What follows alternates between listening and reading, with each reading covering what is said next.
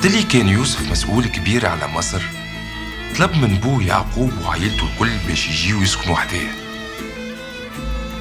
عاشوا غاديكا سنين طويلة حتى مات يعقوب ومات يوسف واخواته والجيل هذاك الكل. أما ولاد الجيل الثاني من العبرانيين كبروا وكثروا وتعبات بيهم أرض مصر. الفرعون الجديد في الوقت هذاك ما كانش يعرف يوسف، خاف برشا من عدد العبرانيين وقال لشعبه: لازم نعملوا حيلة باش ما يزيدوش يكثروا، لعل يتحدوا مع العدو في الحرب ويخرجونا من البلاد.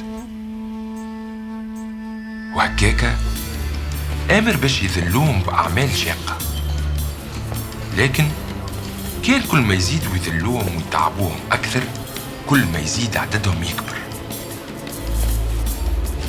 خافوا منهم المصريين أكثر وأكثر، يا أخي استعبدوهم وزادوا قساوا عليهم وذوقوهم المر.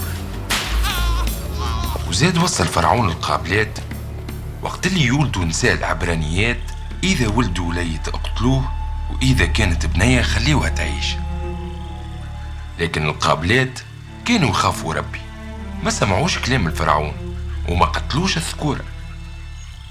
وقت اللي سألهم الفرعون علاش، قالوا: نساء العبرانيات قويين برشا، مش كيما المصريات، ديما يولدوا قبل ما نوصلوا لهم.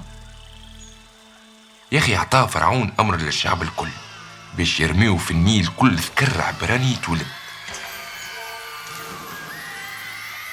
فما مرأة عبرانية مرضاتش باش ترمي ولدها في النيل، يا أخي خبيته 3 شهور.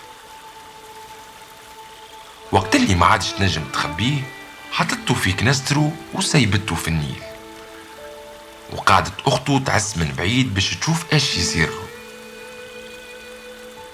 كانت بنت الفرعون تعوم في النيل هي وخادماتها، شافت الكنسترو وكي حلته عرفت اللي المولود عبراني من شعب الله. يا أخي جرات أخته وقالت لبنت الفرعون: تحبش نجيب لك مرأة ترضحولك؟ قالت لها: به. مشيت الطفلة وعيطت لأمها اللي هي أم الوليد.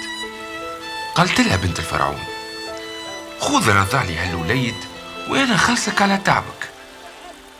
وهذاك اللي صار. وكيف كبر الطفل رجعته أمه لبنت الفرعون اللي استبنته وسميته موسى، وتربى عندها في الأقصر وولى متمكن من كل علوم وحكمة المصريين. نهار مشى يتفقد في اخواته من شعبه، شاف واحد مصري يضرب في واحد منهم. يا أخي ضرب موسى المصري وقتله وردمه في الرمل. من غدوة يلقى زوز عبرانيين يتعاركوا. قال الواحد منهم: علاش تضرب في خوك؟ قالوا: شكون حطك قاضي علينا؟ تحب تقتلني كما قتلت المصري البارح؟ خاف موسى وقتها على خاطر عرف اللي الخبر شاع، وكي سمع الفرعون الحكاية حاول باش يقتله، لكن موسى هرب للصحراء في بلاد بعيدة.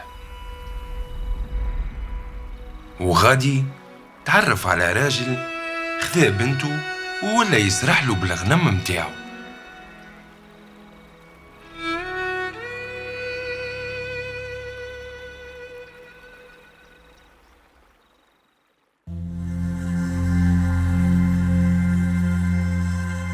موسى وأخته والقابلات اختاروا باش ما يطيعوش أمر الفرعون، ما إنه فيه خطر على حياتهم. علاش؟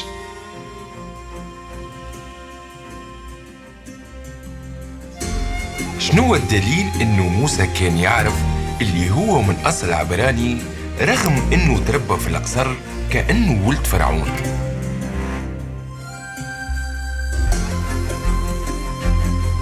بحدث واحد بدلت حياة موسى كليا. وانتي شنو الحدث ولا الأحداث اللي قلبوا لك حياتك؟